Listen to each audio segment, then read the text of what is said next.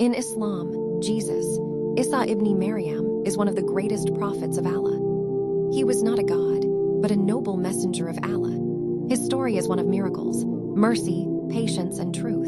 Maryam, peace be upon her, was a woman chosen by Allah. She devoted her life to the worship of Allah. Allah sent the angel Jibril to her with a message. By Allah's command alone, Maryam conceived a child. This was not impossible for Allah. When Maryam returned to her people carrying the child, they accused her. But Allah defended her honor. Then a miracle occurred. Jesus spoke from the cradle. He declared himself a servant of Allah and a prophet.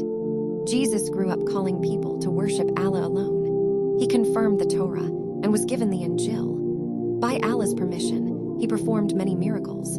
He healed the blind and the sick by Allah's will. He brought the dead back to life by Allah's permission. He formed a bird from clay, and it became alive by Allah's command. Despite these miracles, many people rejected him. They plotted to kill Jesus, but Allah protected his prophet. Jesus was not crucified, nor was he killed.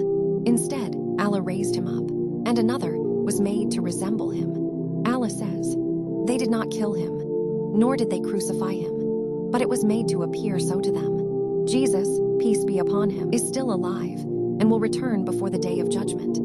He will break the cross, defeat falsehood, and establish justice.